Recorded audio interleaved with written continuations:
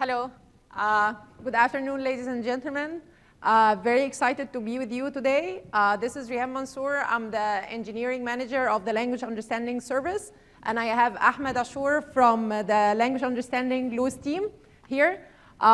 We are excited to announce a bunch of new capabilities for Duis today, as well as talking about the best practices for how to build an effective Duis model and a cool bot.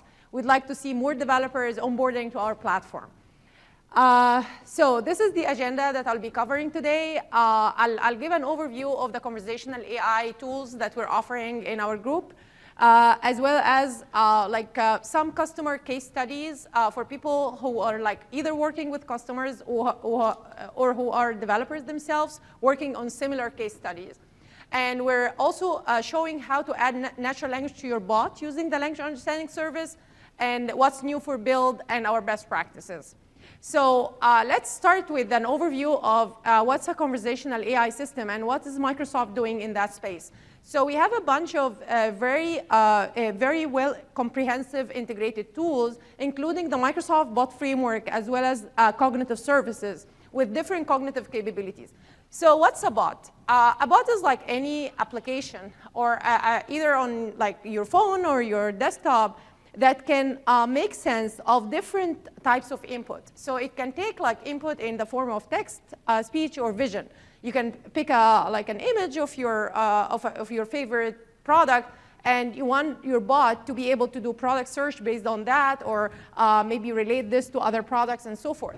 And our bot framework is offering a bunch of channels, including first-party channels like Cortana and Teams, and third-party channels, including Skype and Kik and others. So that input coming through these channels should be processed by some bot intelligence.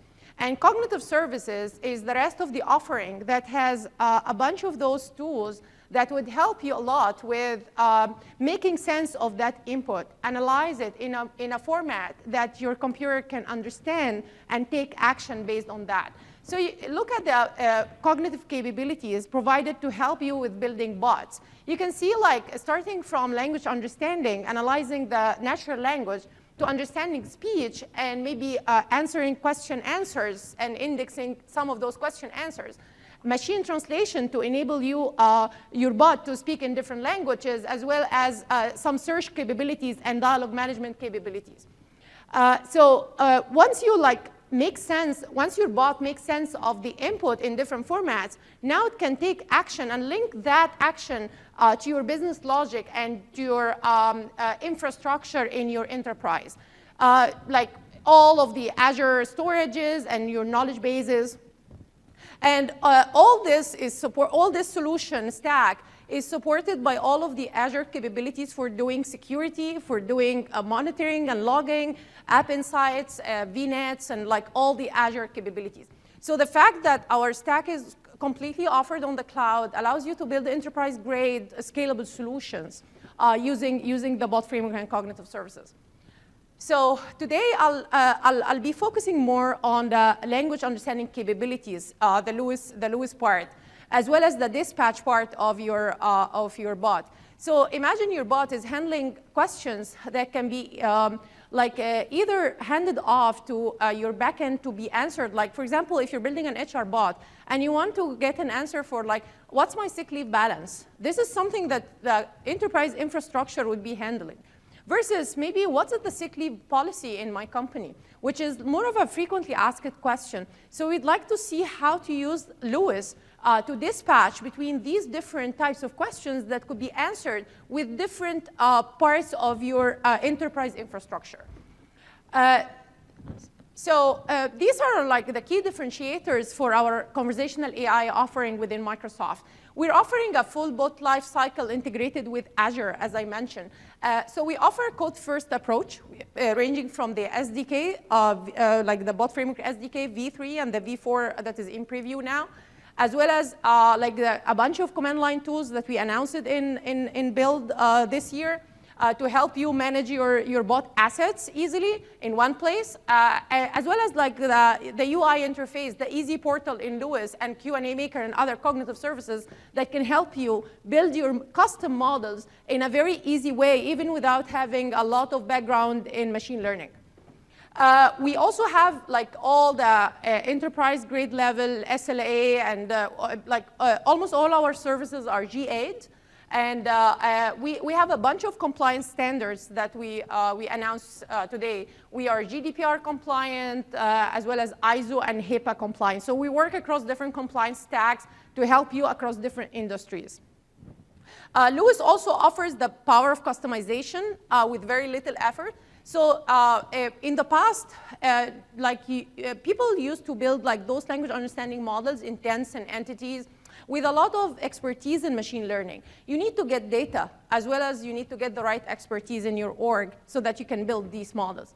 Today, we give you that very easy interface in the language understanding service to leverage the power of machine learning, but without having to have a lot of background in machine learning, even no machine learning background at all.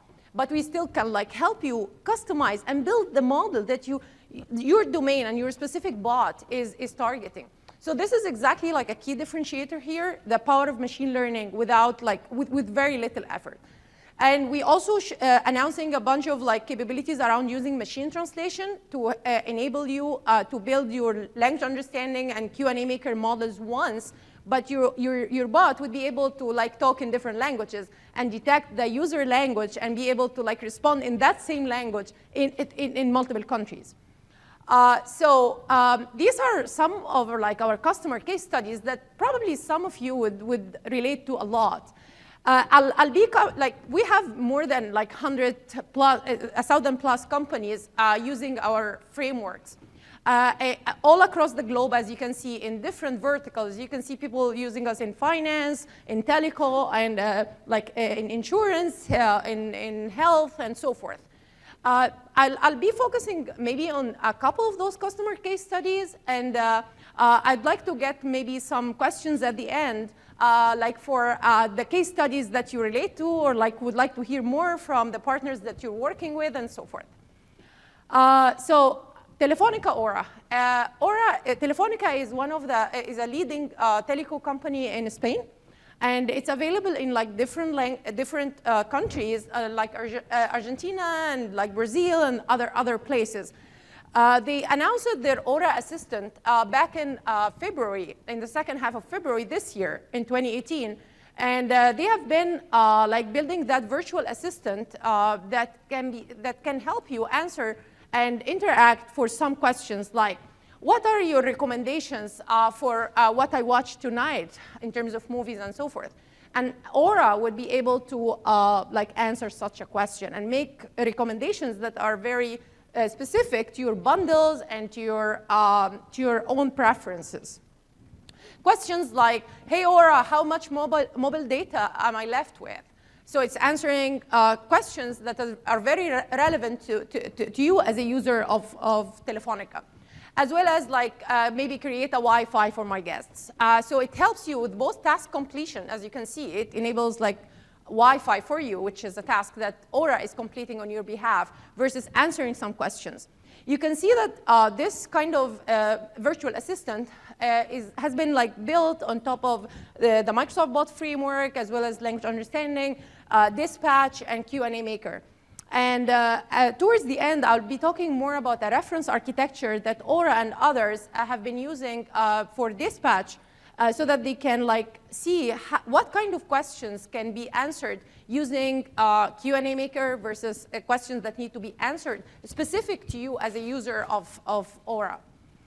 The second use case is a smart retail use case. It's Dixon's Carphone.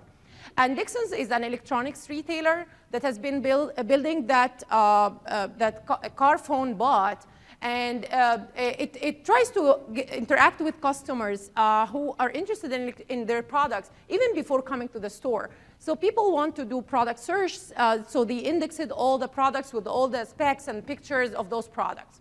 And they integrate with a wish list for each individual customer, as well as hand off to humans when needed. And this thing has been like launched in 11 countries. So you can see like it's quite a big system. And also there is the seamless online and in-store experience. So like their staff has been trained on a bunch of frequently asked questions from their customers. And those agents have been able to index those frequently asked questions in our Q&A maker tool. So that like now your in-store experience is very similar to the bot experience. So this is kind of like a typical architecture many of our customers have been following. If you can see here from the sequence of numbers, you get a message in number one through a channel from a user, right? Somebody who's doing a product search, for example, for a mouse.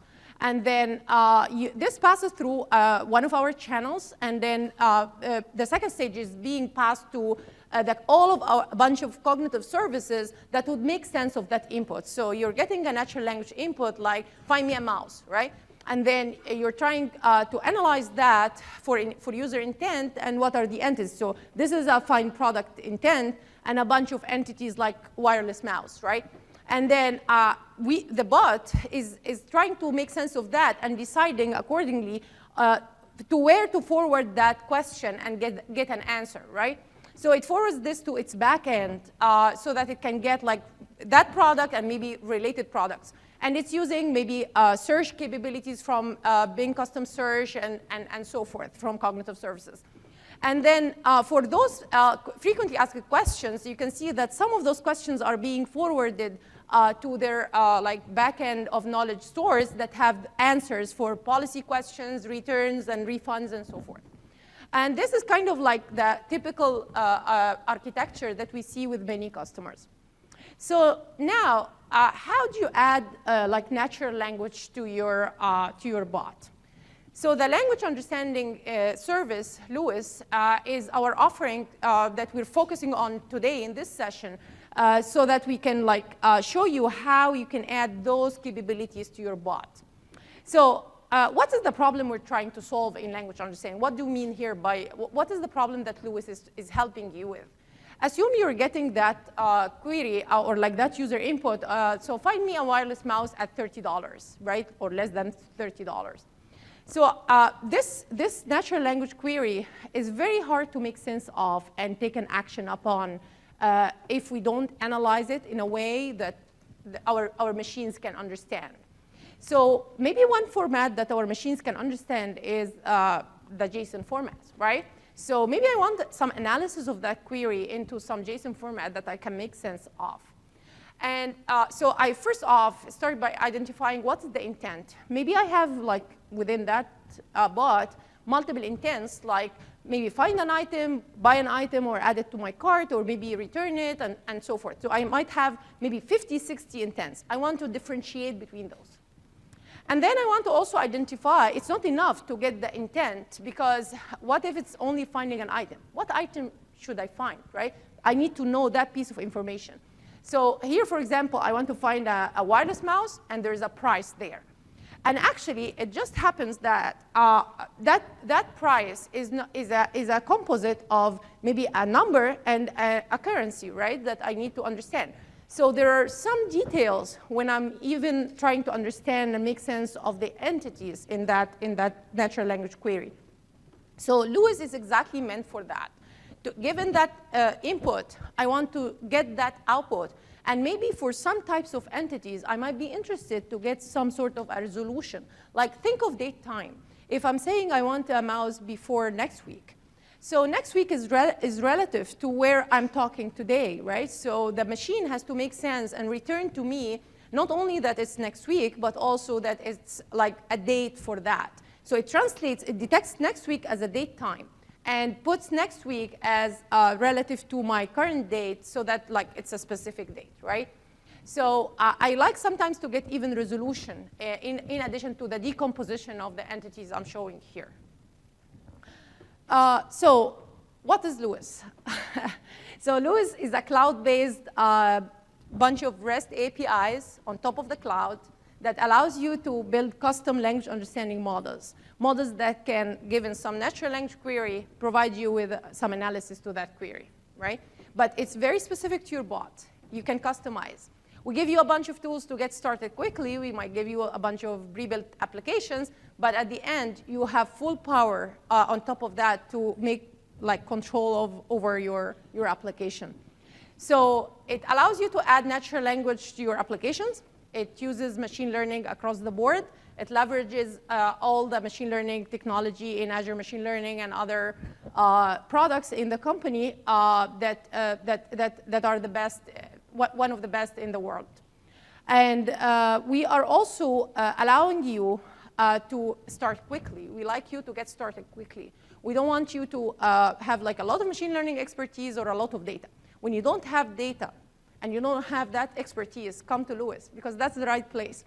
So what we're doing here is we help you get started through maybe a bunch of pre-built applications across different domains, like maybe music, assistance, Teleco, and so forth.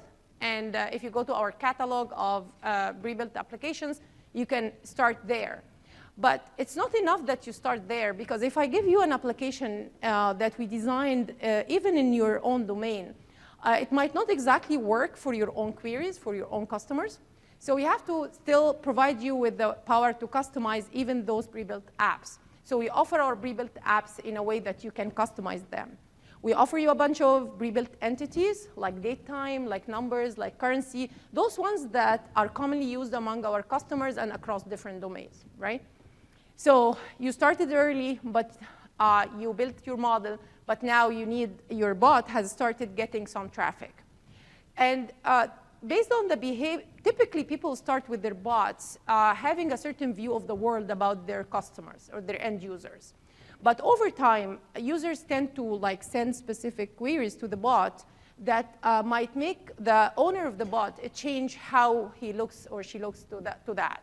So you have to give you some capability to improve your application, your Duis application, and your language understanding capabilities in the bot to adapt to the real traffic. And we do this through a lot of intelligence from the machine learning world using active learning and other techniques that help us guide you through which utterances, which sentences that you need to add to your application and retrain your application based on from the real traffic. So assume your endpoint is getting millions of endpoint hits.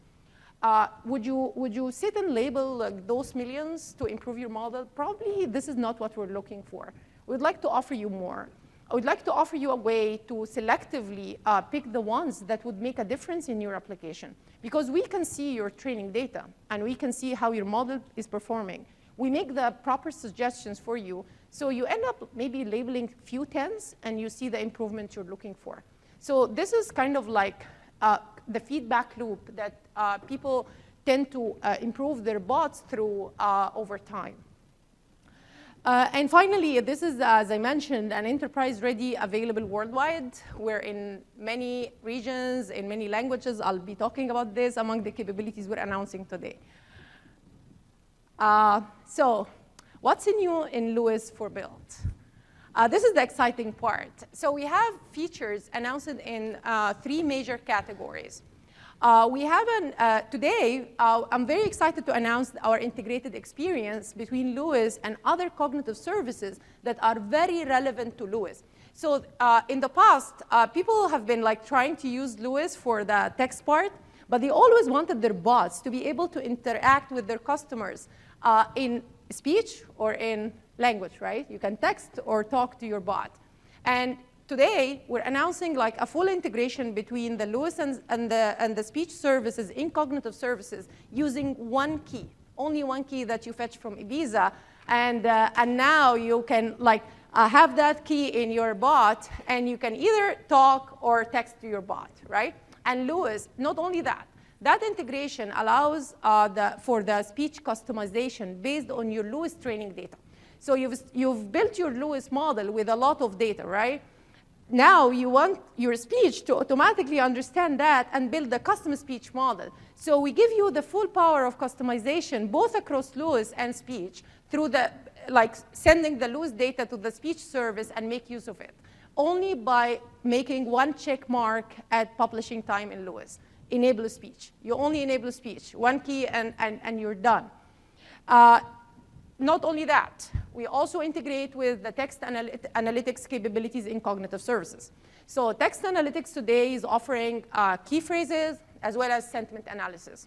So Duis today, with only another click of a button, you can get the sentiment at the endpoint. So you're now getting intents, entities, and sentiment at your endpoint for Duis. And for key phrases, this is a new type of rebuilt entity. So what are key phrases? Key phrases are kind of a noun phrases, like, what's my sick leave policy? In the past, I would like to detect sick leave policy as an entity. So I used to provide a lot of training data to Duis so that it detects that noun phrase. Today, text analytics can allow you to do this only by choosing the rebuilt entity of key phrases. And now, all these noun phrases will be detected in your application. So this capability is now in Duis. And also, we have that new preview feature in Sdk V3 in the Bot Framework for machine translation. So we're using machine translation capabilities, 60+ languages today, to allow you to build your Duis model once and enable machine translation with few lines of code that we will be showing you in our demo, so that you can now have your bot speak in those 60+ languages. So this is like kind of our integrated experience story. The second group of features are related to our core language understanding. So Duis has always been promising the best quality of language understanding, the best analysis of very complex queries, the most comprehensive set of entity types that we can offer. So we're offering patterns. What are patterns? Patterns are kind of token-based regular expressions that a lot of people used to use in the past to detect intents. So for example, think of a travel bot. I want to travel from somewhere to somewhere. This is kind of a linguistic pattern with only some placeholders of the origin and destination cities, right? So in Duis today, you do this by providing a bunch of utterances to train Duis on that pattern. We're giving you that capability. We allow you to only provide that pattern instead of providing a bunch of those utterances of the same pattern that follow that same pattern. And we integrate this fully with the machine learning. So it's not only that rule-based thing, but also a hybrid system that can make sense of your patterns to save you effort, as well as like leverage the power of machine learning with that. So our new pattern feature would save your effort to make the language understanding experience much more comprehensive. And now we're also offering a bunch of new entities like regular expression entities. So now you have a character-based regular expression entity for maybe your credit card number or your social security number and so forth, if you're trying to detect that in your bot, as well as the key phrase entity from text analytics. And the third bucket is the enterprise-grade service. We announced our GA back in December 2017, both the language understanding service and the bot framework. And today, actually, Q&A Maker, which is very close to the bot building tools, has announced its GA in build. As well as like our availability worldwide. So we're available in 12 languages and 13 Azure regions. So we're almost all over the globe. You can use us from anywhere, right? Literally, we're all over the globe. And as I mentioned earlier, we're compliant with a bunch of those compliance stacks, especially GDPR, data retention is we're taking this very seriously, like the rest of cognitive services and bot framework. I think Microsoft is still keeping its commitment to like privacy and all the data retention policies. So now it's time for demo and see these capabilities live. So Ahmed on the Duis team would be showing you this. Hello, everyone. Hello, everyone. My name is Ahmed Ashur. I'm a developer on the Duis team. And I'm going to do a little demo. So in our scenario, we're the owners of Contoso, an online, very large retail company with a very customer-obsessed culture. We really appreciate the customer feedback, and we want to work on it. So we want to allow our customers to provide us, or allow them, or give them the capability to provide us with feedback across different channels. And we want to build the solution that would allow customers to inquire about our products and services and so on and so forth. So we want our solution to do basically 4 things. we want to give our customers the ability to provide feedback through our social media networks like Twitter. We want to create a bot that will allow them to do their shopping, track their orders, provide us with feedback, or even contact customer support. And we can deploy this bot to work across different channels, and we've chosen, for the demo purposes, we've chosen Skype. We want to create a speech-enabled intelligent smart app that will allow customers to track their orders using just speech, basically.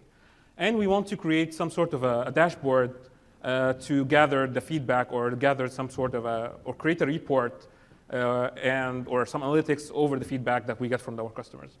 So I'll show you how the demo works, or how the bot works in Skype. So I've created the bot, I've deployed it to Azure, and I enabled it to the Skype channel. So basically, if I say, hello,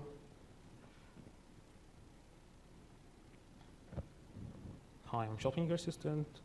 Well, I am looking for a wireless mouse.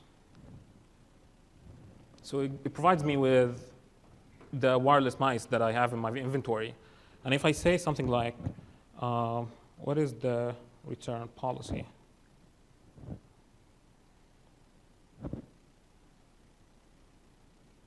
It gets the response from my policy based on the FAQ document that I provided it to it.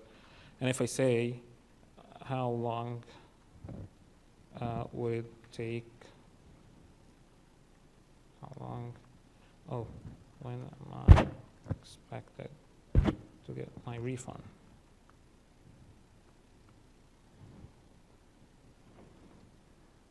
Okay, so basically, that's the bot, and the Power BI chart that we have for the feedback is right there.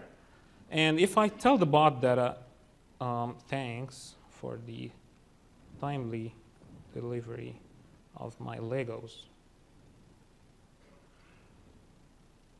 you'll notice that it returns the delivery, others, which is the category for the Legos. I don't actually register Legos as any category. And the feedback is neutral. And if I say, I received my phone in a very nice packaging,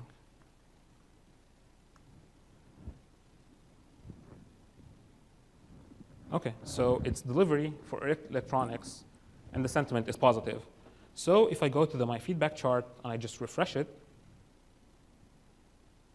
you'll notice that this bar, the electronics bar, increased, and the others bar increased, because the neutral feedback that I received and the positive feedback that I received from the bot.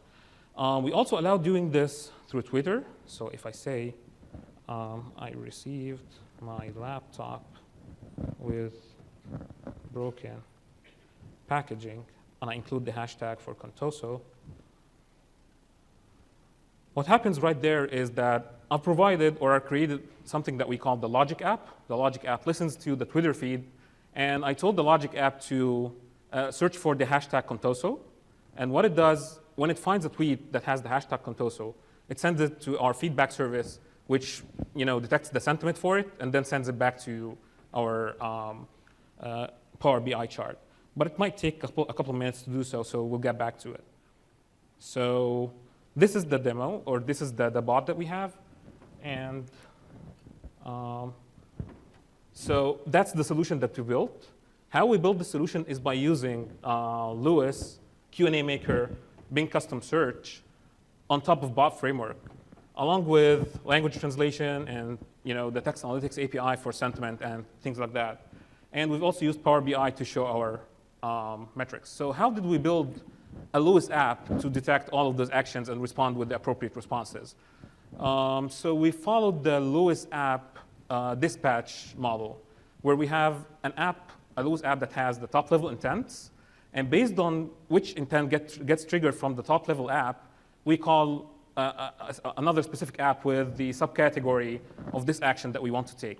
So if the top-level intent is shopping, we trigger the app that has add to cart, buy item, or find item. If the top level intent is support, we trigger the app that has track order, connect with a human, or check our privacy policy or return policy, for example, and so on and so forth. So I can actually show you how we built this in Duis. So in Duis, I have 4 apps. One of them is called the e-commerce Contoso Master. Yeah, sure. How's this? Is this good? Bigger. Bigger, make it bigger. Okay. So we have the e-com Contoso Master, which is the top level app. It is the dispatch app, and it has all of the subcategories of intents that we want to trigger apps for. So we have the feedback intent. If it's triggered, we call the feedback app. It has the greetings intent. When it's triggered, we just return just a simple greeting message. It has the non-intent, which is the all others intent in Duis. It's a concept that we have that, when you're trying to label different intents, all of the other examples that don't fall in any of these intents, you put it in the non-intent. And we have the shopping intent and a support intent, and each of them triggers the appropriate app. So let's dig deeper in the support app. So in the support app, we have connect to a customer support agent, check our policy, and track our order. Okay? So these are pretty basic, and we want to get some parameters from the users that will allow the customer service agent to better serve them. For example, we want to read the order number if the user provides any, and we want to read the order description if the user doesn't have his order number with him. So we in Duis right now provide, as Reham said, 2 different new types of entities that can help us do that. The regex entities and the pattern.any entities. For the regex entities, in our scenario, order numbers are basically 3 characters followed by a dash and then a set of numbers.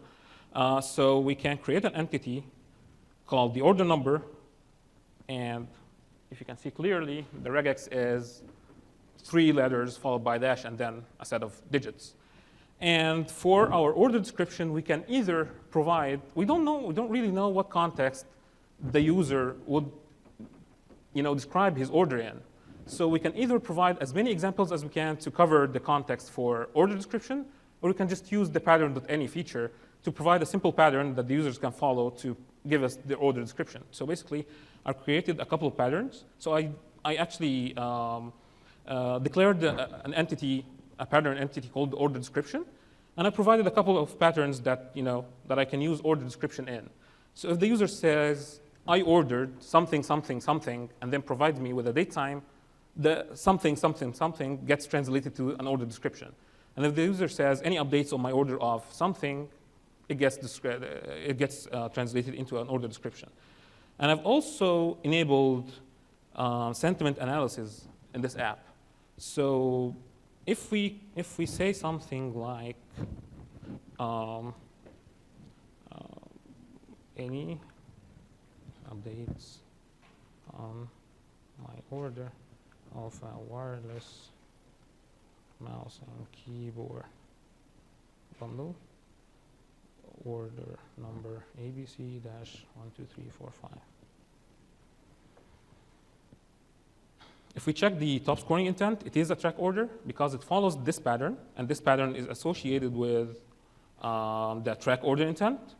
The entities detected are order number because it follows the regex 3 letters, dash, and numbers. And the order description is a wireless mouse and keyboard bundle order number ABC-1234 because it follows this pattern. So, and the sentiment that I get from this statement is neutral. I don't get any sentiment. So if I say something like, I really like this headset, for example.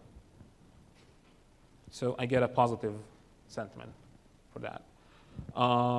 So that's how you build the Duis model to leverage all of the new features that we have to get you to do what you do. And so we're going to dig deeper in how the bot is implemented. Let me know if you can see this. Make it bigger. Is this OK? Bigger. And then shrink. Okay, let me just. Is this OK? OK. So the main dialog that we have is called the root dialog. That's the entry point of our app. And Lewis is used as kind of the thing that governs the control flow of this bot. So depending on the intents and entities that we get from Lewis, we take the next action, or we tell the bot to take the next action. So initially what we get is we ask, we get the input from the user. We translate it if it's not in English, because we built our model in English. But this doesn't mean that we only have to use the bot in English. We can actually use it in whatever language we want. And I can demonstrate it right now. Like if I say Bonjour,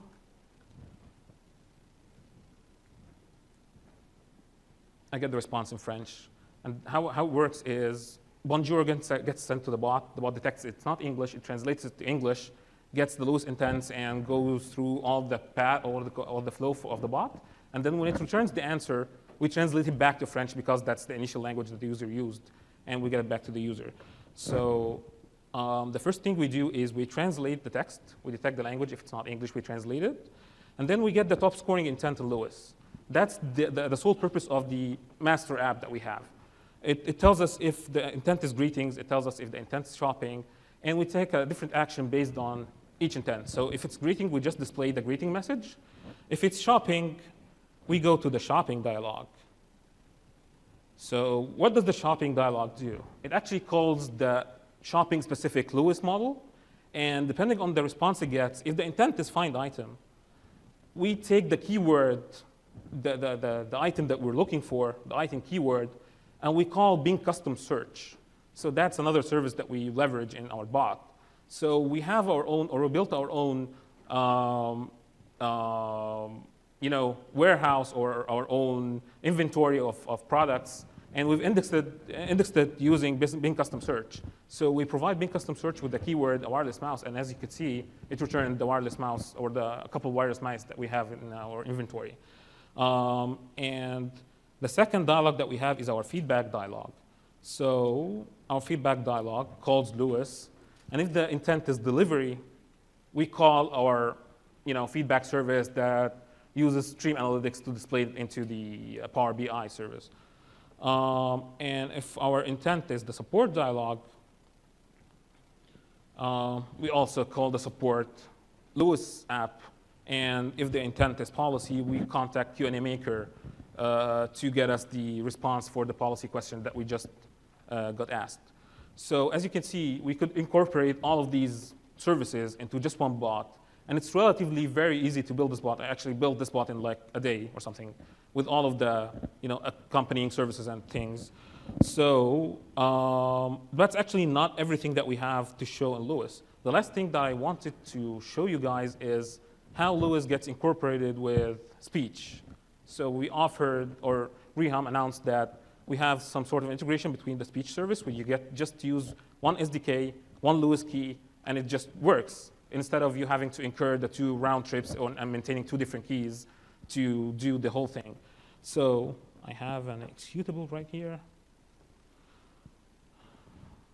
Okay, so I'm just gonna use this.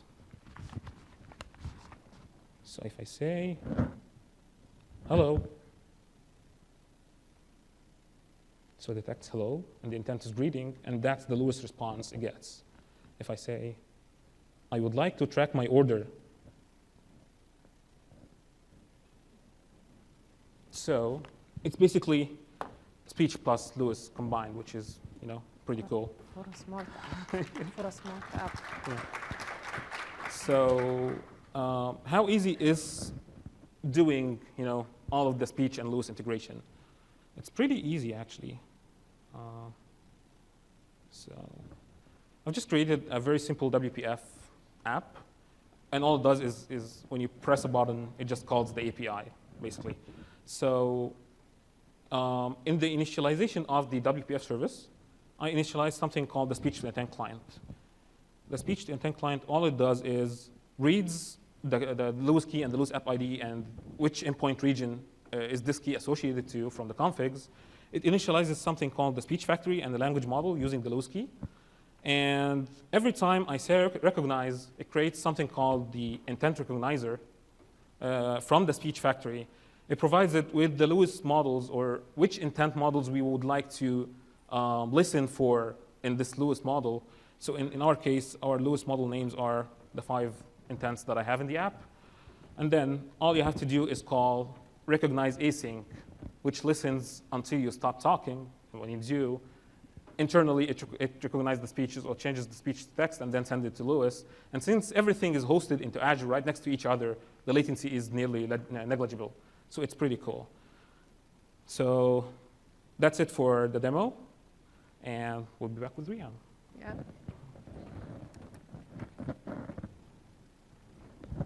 So let me take a deeper look at how to build an effective Lewis application. What are the best practices we've seen across customers and across even like the philosophy behind when we built that project? So this is kind of the development life cycle for Lewis. You need to you need to go in cycles. You cannot build a language model that is like doing what you want from the very first shot. So it's a very iterative model following the typical software engineering process for developing any kind of service or product. So you start off in the planning for your Lewis application. And when you plan your Lewis application, it means that you need to define your schema. You need to define what intents and what entities would exist in your application. What kind of intents that you want to differentiate between, right? And what kind of parameters are important for you to be able to take actions based on detecting these intents. But maybe you can start off, like our recommendation is that you start off by the intents that you know of. You don't have to start with so many intents at first. The ones that you're sure that your bot has to handle, you can start off with those. And you can keep adding in the future because we give you a very smooth path to improve your application. But then once you defined and you planned your schema, now you start adding a few training examples to every model. So you start adding examples for intents and for entities. And you have to add few examples. And by few, we mean like few tens. I would say I would start with 10, 15 examples for every model. I don't recommend that we start off by so many examples. It's not like a training platform on the cloud. It's not. Azure Machine Learning is the training platform on the cloud. Lewis is helping you more doing interactive learning, and it's meant for you when you don't have plenty of data, or when you want to build what we call cost-effective language understanding model.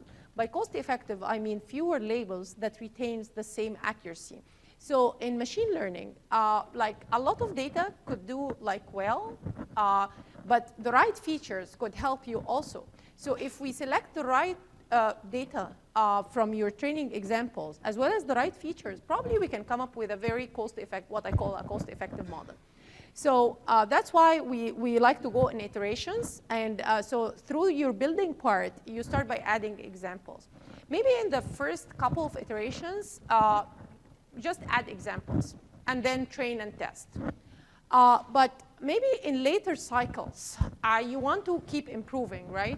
Until you reach the goal of like the accuracy level that you're looking for.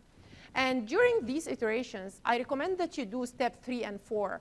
Like you might start adding features or adding patterns. By features, we mean things like phrase lists. In Lewis, there is a concept called phrase list. And a phrase list is basically a dictionary of words that helps you adapt Lewis to your own bot domain vocabulary. So Lewis knows some vocabulary about the word. And it uses that vocabulary to make sense of whatever your examples that you're training with. But in some bot scenarios, your vocabulary might be new to Lewis. And we give you a path to adapt that vocabulary, even without having to know about our vocabulary, right?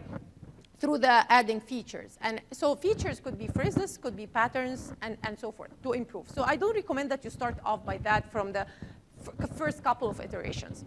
And then in every iteration, make sure that you're using our active learning. So you're making, so don't keep adding data. Just start like sending some real traffic to your bot. And then from that real traffic, make use of the intelligence we're offering in Lewis to suggest utterances to label for you. So now in every iteration, I recommend you add maybe a few other tens, maybe 10, 20, 30 examples for every model that you want to improve. And in Lewis, we give you the capability that you improve individual intents and individual entities. And I'll talk a little bit about that in the philosophy of machine teaching when I come to that. And in every iteration, you have your test set that we allow you to like upload to Lewis in a batch testing, and you see the confusion matrix for those advanced users, or even inspect some elements like what Ahmed was showing on the right pane for testing. And you can like now detect how is Lewis performing on your test set, and you can detect the improvements. And you keep going in iterations as I'm mentioning here. So those are like some of the features that we offer to build models with less effort. So active learning is very key to improve your application based on real traffic. And with few examples. You don't, even if you have like a million examples, don't upload them here. You might need only few hundreds to build a very like well-behaving bunch of intents and entities. As well as like we offer the set of pre-built entities that I talked about, and the pre-built domains like calendar, music, weather, communication, a bunch of those domains that are commonly used among our customers, as well as a way to expand your dictionaries. So we give you a very intelligent technique to expand your dictionaries. So assume you want to build that phrase list that I was just mentioning to adapt Lewis to your own vocabulary. You're not by yourself. You start adding maybe a few entries at first, but then we give you suggestions and recommendations from lists that we mine from the web, from public data, that would help you. So for example, you want to build a cities list, right? You start off by providing maybe a couple of cities, get suggestions, add them to your list, and then refine your search, and you're getting more suggestions, more relevant suggestions, and so forth, until you populate your list. So all these tools are offered to you to build the model with less effort. Now, this is kind of the philosophy that we're taking behind Lewis. So we're taking a machine teaching approach. And what does that mean? How is machine teaching different from machine learning? So this is how we put things. So machine teaching is about providing you as a teacher or as a human with a bunch of tools to extract the knowledge that you know about the world. What is that knowledge? That knowledge is your schema definition, your labels, your features, all what you know about your domain. You're the domain expert. And we're providing you with all the tools to help you express your knowledge about the domain without having to worry about the machine learning knowledge, right? We take care of the machine learning knowledge for you. So this is exactly like the philosophy that we're taking here. And so the machine teaching is about creating useful models from this knowledge, right? From the knowledge that you have, and then give it to the machine learner to extract knowledge out of that data, right? And the two fields are complementary, as you can see. So from an AI quality scorecard, how is Lewis standing? This has been a paper recently released in SIGDIAL of last fall, and done by a team in Munich, a research group in Munich in TUM. And it was comparing Lewis and different conversational AI stacks. So it was comparing Lewis to Watson, like IBM Watson, as well as API.ai or Google Dialogflow, and Rasa.ai, which is another open source bot framework. These are the results coming out of the paper on 4 data sets that were developed by the authors of the paper. And this is kind of like, this is a quote from the paper that Lewis has been always performing the best. And you can see from the results here that for both intents and entities on the 4 data sets, Lewis has been like performing better than the other systems. So Lewis and Watson were close in intent performance, but Lewis was like much better in entities. So Lewis is offering a large collection of machine learning entities. And we're very proud that we're the only one in the competition to offer that. We're offering different types of entities that relate to each other in different ways so that it can help you analyze complex queries. So think of queries like, I want to order 2 pizzas and 3 fries. There are 2 entities here that exist in that sentence, right? But you want to make sure that the 2 goes with the pizzas and the 3 goes with the fries, right? You want to make sure like you're putting the numbers and the items the right way together. So we're giving you different capabilities in our entities, like composite entities, hierarchical entities, for those of you who use Duis, to model that and be able to analyze those complex queries based on the power of machine learning. So what are the best practices we're offering to you today? One reference architecture that we've seen recurring across different customers, especially for those who are building large-scale bots. That concept of two-layered architecture, where dispatch or the bot language dispatch is a Lewis model that tries to dispatch between the different buckets of actions that the bot is trying to make. So think of that contoso bot that Ahmed was building. And there are three major functionalities there: the product search, the support, and the delivery, right? And imagine in real world, I'm sure like many of you who are dealing with enterprise customers know that these are different departments within that enterprise. So those models might even be developed by different people within the company, because every department knows its business more, right? And we want to provide that concept of building your bot in components and offering a way to have these different Lewis models interact together in the right way. So this kind of reference architecture is allowing you to first off dispatch between which Q&A maker or Lewis application in your bot that should handle that query. And when we land that application that needs to handle that query, we now need to know more fine-grained things about that query. We need to know like the fine-grained intent or sub-intent, and we want to know more about the entities that exist in that. So that's exactly kind of the reference architecture that we completely recommend to people who are building complex bots. So between dispatch and, in that example, what is my sick leave policy? And we're dispatching between travel, rewards, and leaves. And then, as you can see, I'm double-clicking here on one of the modules. And in that module, those are the dialogues and sub-dialogues that are handling that module.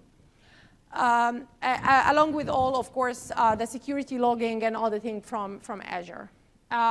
So this is kind of a summary for the do's and don'ts that we would like to recommend to people in the room who are building bots and using Duis for building their bots. So if you look at our do's, I already mentioned some of that, but this is kind of a summary. You need to define your schema very well. You need to spend time thinking of your schema. And your schema of intent specifically need to be discriminative enough. There are so many questions about such design issues. For example, if I'm creating a bot that is booking flights and hotels, and now I'm between designing my Lewis application with two intents, book a flight versus book an intent. This is one option for designing that. Versus another option of creating one intent, which is booking, and then having hotel and flight being entities, right? And we cannot say like this is right or wrong. I mean, those are two possible designs to solve that problem. But what we can give you as recommendations and guidelines to help you think through that process is, based on the data that you can see from your real users, is it the case that the vocabulary is overlapping between the two intents, book a flight versus book a hotel? If it is the case, then we don't recommend making them like two intents. Your intents have to be very discriminative, or as much discriminative as possible in terms of vocabulary, so that Lewis can be, like, we cannot teach the machine what we cannot do ourselves as humans, right? So if it's hard for us as humans to discriminate based on the vocabulary, then it's hard for the machine as well. So this is kind of like the question that you need to ask yourself: how discriminative are the vocabulary within my intents? And based on that, you can make different decisions, and we provide you with different tools, different types of entities, different types of intents to make that decision. Also, finding the sweet spot between being too generic and too specific in your schema definition. Exactly like back to my example around booking. Should I make it fine-grained, differentiating between like booking a flight versus booking a hotel intents, or making it one generic book intent? I would say that there's always, like, based on the data that you have, there's always that sweet spot between going too generic and too specific. My general guidance in that is you try to model things based on your data. Look at your data. Again, back to the first point. You need to build your app iteratively. There's no way you can avoid that. You need to keep improving your application. Keep a blind test set all the time so that you can see how your application is performing, because you need to improve based on the performance of your application on that test set. Your test set might evolve over time based on the feedback that you're getting on the endpoint based on the real traffic, right? So you need to adapt your test set to reflect the real distribution of your real traffic. Adding phrase lists and patterns in later iterations, as I mentioned. Also, the non-intent. So the non-intent is our kind of default intent, fallback intent, right? What others in the competition are calling fallback intent. So this is kind of the rest of the world. Your world in the bot is maybe the 4 or 5 intents that you created. But then there is the rest of the world, anything else. And that anything else is very important in natural language because it helps you model how the bot would behave if the user goes off the road of the conversation, right? But the non-intent will not behave, like your application will not behave well if you don't feed the non-intent with some training examples. So I would give like maybe a nice heuristic that we learned from customers is that for every 10 positive examples that you provide in total for all your intents, provide 1 example to your non-intent. So very few examples, it's 1 to 10 from the positive examples that you're providing.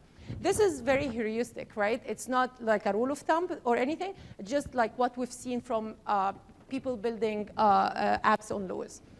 Also, you need to leverage our active learning. Don't keep uploading labeled data to Duis. Just use our smartness and suggestions in Duis. And monitor the performance using your test set.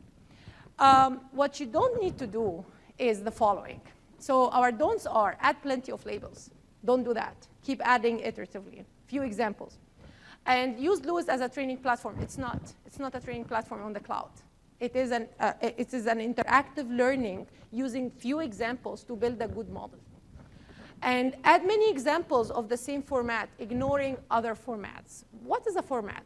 So Duis gives you the ability to make sense of the variations of natural language when saying the same thing, when you want to mean the same thing, right? You provide variations, but you still mean the same intent, right? We don't recommend that you provide maybe 5 examples of the same pattern. Book a flight from Berlin to Seattle. Book a flight from Dallas to Seattle, right? Those are exactly the same. Try to diversify the examples that you're providing because Duis is using machine learning, right? And it has the power to generalize on fewer examples. So use that power. Don't keep like adding examples of the same type. Also, mixing the definitions of intents and entities. So we get that feedback a lot from our customers. So one way to think of intents, map intents to actions that your bot is taking, and map entities to the key parameters to make that action possible.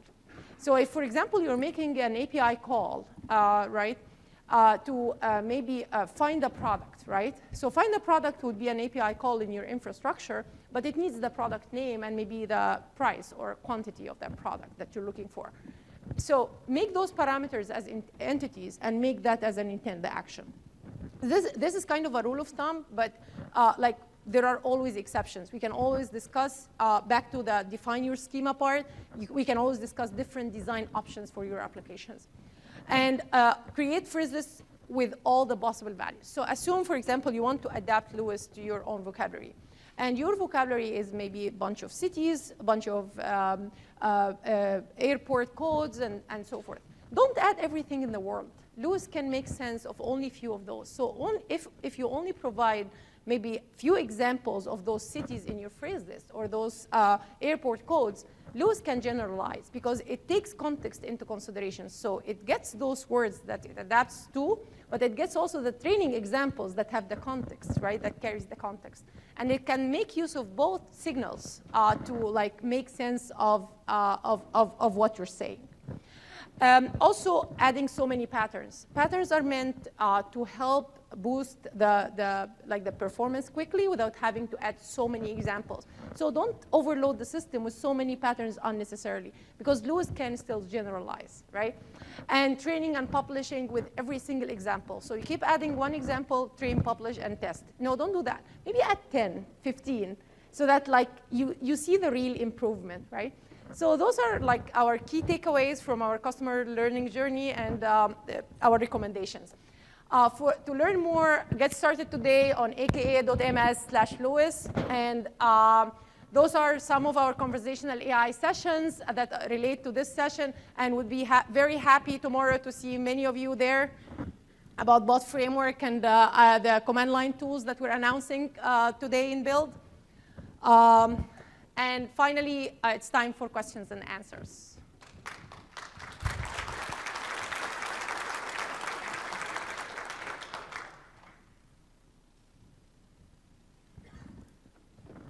Overview on the data security modeling in terms of how you handle the utterances and when the bot administrator looks at the data and improves the learning model, how is the data security handled? Yeah, so in Build, Bot Framework, Lewis, and other cognitive services are announced to be GDPR compliant. And our data retention policy keeps the privacy of our customers pretty well. So in Lewis specifically, you have your training data and you have your endpoint hits, right? Or unlabeled data. So for training data, we keep that as long as the developer wants to, and he has full control over his data to view, update, or delete, right? For the endpoint hits, we keep this for 30 days, the 30 days retention policy. And we offer the developers some means to download those logs so that they can learn from it or process it offline. But then we delete it after 30 days. So this is kind of our data retention policy across the board.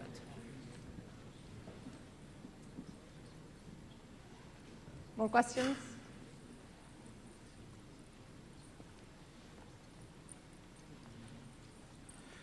Question. The code that you showed earlier today, is that available for us to look at on GitHub or some other sorts? We can definitely make it available on GitHub. It's not as we speak, but after the session, it will be available. OK, thank you. Yeah. George? Yeah, question. How do you do the, you mentioned not to use it as a training model, but to more of a learning model. Could you explain more about that? How does it, I guess, detect that it didn't figure out the right answer? You mean for building the training models? Yeah, you said provide very little examples and let it learn. Yes. How does it? How does it work? How does that work? Yeah. Yeah. So in general, the approach we're taking is take examples, train some intent classifiers and entity extractors with some algorithms that happen to power also Azure machine learning and Bing and other infrastructure within Microsoft. But then the approach we're taking is that in machine learning, not all the examples are equally informative, right? So you might have a model that is trained with maybe 100 examples. If you end up adding 10 more examples, you might, and your F-score at 100 examples has been, for example, 75%. If you add 10 examples, you might reach 80%. And if you add maybe a couple of hundreds, you might reach that 80%. So what is the difference between the two? Remember when I was talking about the do's and don'ts in Lewis? If you keep adding the same example with the same pattern, you don't diversify your patterns. This is less informative than the more diverse examples. So what we do in Lewis, in the nutshell, is that in our active learning part, where we suggest examples for you to add to improve your model, is we pick the ones that are most informative, the ones that diversify your patterns. And when we do that, the machine learner makes better use of those. So we're using those tricks in machine learning on how to refine your model to be able to use few examples, but still improve the model with a number of points that you would have improved with if you provided examples blindly, just so many examples blindly. Yeah.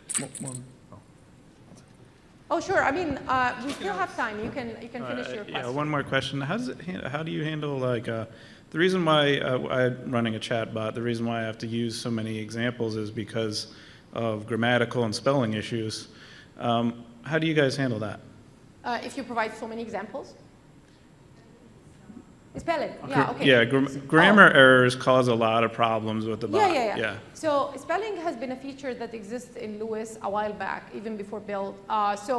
Did you see the publish page when Ahmed showed the demo? When you publish your Duis application, there are 3 things you can enable today. You can enable, in the past, you could have enabled only Bing Speller. But today, you can also enable the sentiment and the speech, right? Ahmed, can you get back to that? Yeah. When you enable Bing Spell Checker, what happens is that at the endpoint, we pass the utterance first to Bing Spell Checker, get it corrected, and then process it in Duis and return a response to you. Yeah, so Bing Spell Checker here, it's only a check mark that you add to your application. And when you do that, we enable you to provide a key from Bing Spell Checker. It's not yet a bundle with Duis. Hopefully, it would be a bundle soon, like the Duis and speech bundle. So it will be only one key, but today you still have to provide a key separate for Bing Spell Checker. Thank you. Sure. Hi, my question is more about how do you classify between machine teaching and learning when you're in the design phase? Because it's sort of like, depending upon your background, it's probably a thin line to distinguish between, okay, this is something that we have to teach and this is something it'll learn. I don't think you as a developer using our platform has to make that differentiation. I'm just describing or giving a flavor of how we make that differentiation when designing our platform. So the point is we provide, the platform is offering, or like the Duis platform is offering you a bunch of tools to help extract the knowledge from you. This is my whole point behind machine teaching. But you as a developer can only make use of those tools like the active learning part, like defining your utterances, providing features in the form of phrase lists and patterns.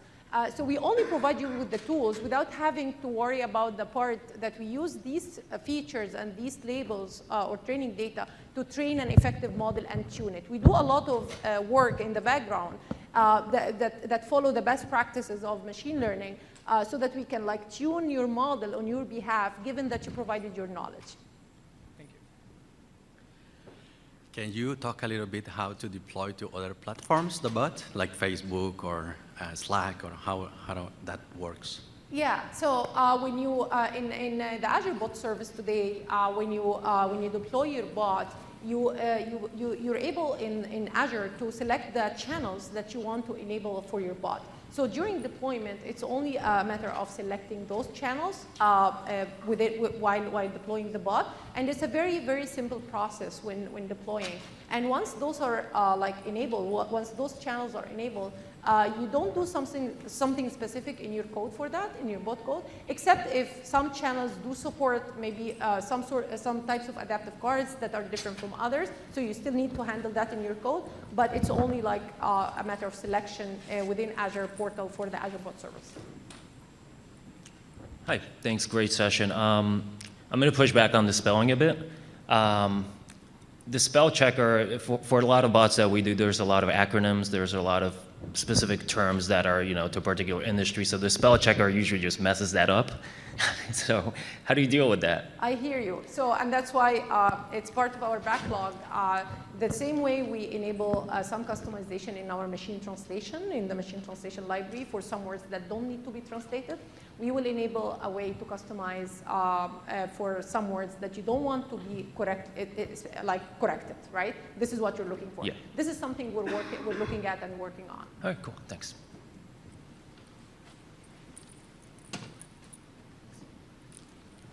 Hello. Can you describe a bit more the approach for the structure with how to apply the dispatcher? Because the challenge that we've had was that we built different Luises, let's say, Luis instances to handle like social knowledge or a specific group of intents. And we're considering putting on top of that like another Luis for orchestration. So I understand that dispatcher is actually there to tackle that challenge. So can you explain a bit more? And the follow-up question is, can you also explain the structure for this? Like you mentioned, main intents and sub-intents. I saw something on the diagram with sub-dialogue. So if you can elaborate on this more. Yeah, and because we see this as a common pattern across the different bots that people are building, part of the command line tools that we announced that built for the bot framework has been the dispatch tool. So the dispatch tool is a command line tool that, given the Lewis applications in your bot and the Q&A maker applications in your bot, it takes on you just give it pointers to those applications, and then it grabs all the training data out of those and builds a Lewis application automatically on your behalf for the dispatch part. So we're trying to help developers create the dispatch for to dispatch between the different Lewis and Q&A maker applications in your bot. This is one way of doing things, the easiest way. But then there's the other way where people have been following that reference architecture where you come up with, the way I would think about that is I would always think about it from a use case standpoint. So if you want to look at your bot and see how many use cases would your bot handle, right?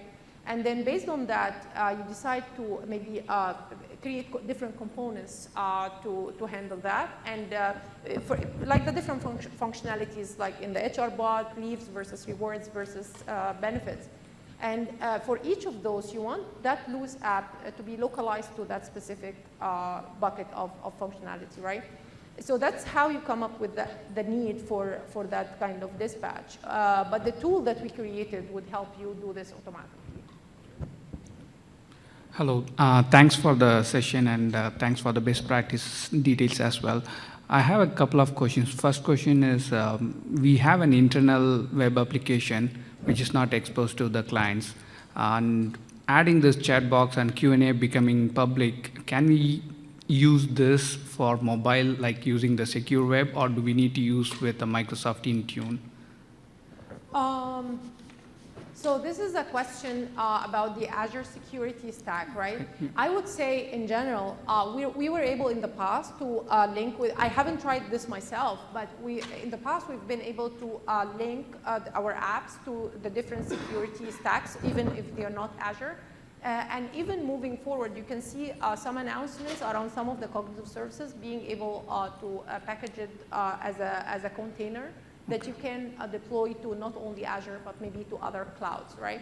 So in principle, yes, we can link to that, but in details, I haven't done that myself. Okay. Thank you. And second question is, you did provide a best practices with few examples start with, and when do you think the few examples, like count-wise you said 10 or 15, right? Is that a sufficient data to start the training and start the use? You can start the training even with one example. Okay. I mean, in principle, but we recommend that you don't retrain after every single example, because typically one example will not make a huge difference. If you pick 10 or 20 or 30 examples to add, but you select them using our intelligence in the suggestions, that would help you pick the most informative examples that I was referring to, because we do a lot of work in the background to pick those examples so based on your training data and your features, right? Mm-hmm. So we make some decisions around what to show and offer to you based on that. So if you pick from those informative examples, typically few tens would help you make big jumps of improvements. Thank you.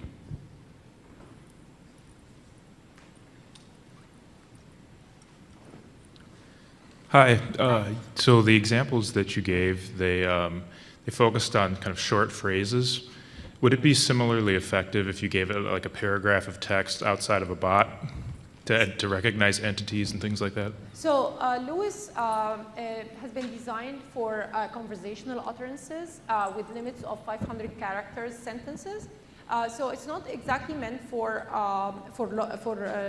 longer documents. However, the text analytics cognitive service has announced a preview feature in this build around entity extraction and entity linking. So if you check their new capabilities, they have that capability on the longer text. Hi, how are you? So I have a question here. I'm pretty new for Lewis, but when I use it, I'm kind of looking forward to see the capability, like input the training data set in batch instead of right now when I went to that web interface, I need to put my sentences by sentences and one by one, which is not that efficiency. Do you have that solution already over there? Yeah, that solution has been there for a while. So we offer Luis both is through the portal, and we offer also all the functionalities in the portal through a bunch of REST APIs. And actually, those REST APIs are also packaged in an SDK. So you can either use Luis through the portal, or use it through the REST APIs, or use it through the SDK. And if you use it through the APIs or the SDK, now you have the capability of uploading batch training data. Okay, cool. Another question is for identify those entities. And sometimes I saw I have to identify for 1 or 2 words. Is that possible? I identify, let's say, five words as a more complex identity instead of like just single words, like you know. You mean sequences of products, for example, lists of products or things like that? Or just a sequence of 5 words? Just sequence of 5 words. Yeah, like that. so the new capability that we announced today around the patterns, so pattern.any, allows you to do this. So if you have a spanless free text kind of entity that might span 3, 4, 5 words, probably pattern.any is a good choice for your entity type in that sense. Although like nothing would prevent you from modeling this as a machine learning entity that you can provide training examples to detect. But if you want to detect like longer sequences of words for entities, you need to probably provide more examples than usual. I would say for a typical machine learning entity, you would provide maybe 150 to 200 examples. If you want to span this on multiple words, and this is like common across your utterances, probably you would need to go in the order of like maybe 700, 800 utterances to train your model. Okay, and last question is, does Luis have some pre-built kind of capability inside? Let's say I didn't even put any my sentences into that system, but I hover this API to some like these examples, it will automatically identify certain entity I chose before. Would you like to take on that question? Rebuild entities and domains. Can you guys hear me? Okay. So in Luis, we have some pre-built domain entities and intents, and we package them in something that we call pre-built apps, pre-built domain apps. They're basically apps that contain common functionalities that people use, and they have some already existing examples, and they're already trained, but we allow you to customize them with your own idea of this domain. So basically, we have a domain like communication. It has all the intents that has to do with communication. It has all the entities that has to do with communication, but you can also customize it with your own examples to fit your own needs if the current pre-built app is not enough for you. So that functionality is available right now? It is available since last build. But it's in preview. Yeah. What's the name of that? It's pre-built domains, so let me show it to you. Yeah, please do so. Additionally, we also have a bunch of pre-built entities, only entities, that are commonly used, like numbers, currencies, age, dimensions, phone numbers, and date time. So those are ones that you cannot customize, but they are very high quality models that you can use off the shelf. Okay. So Ahmed will show that. You get to choose the whole domain, if you want the whole intents and entities of this domain. Okay. Or you get to add a specific pre-built domain intent or a specific pre-built domain entity. Yes, you can see here. Cool. Thank you.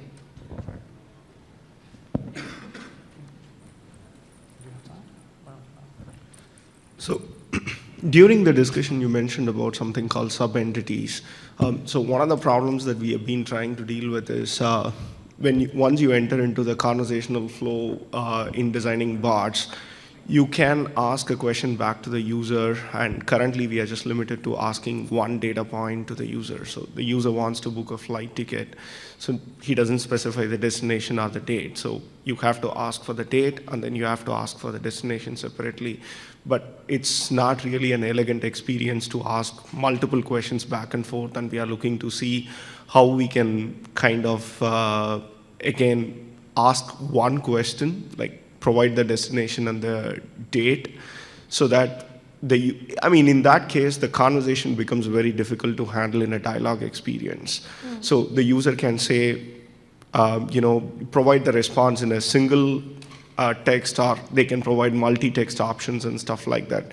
So whatever you mentioned as sub-entity, is it something related to that, or? We offer two types of more complex types of entities. We have what we call the hierarchical entities and the composite entities.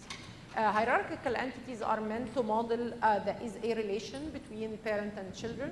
So imagine you want to specify, I want to fly from London to Seattle, right? Both London and Seattle are cities, but you want to differentiate between the origin and destination.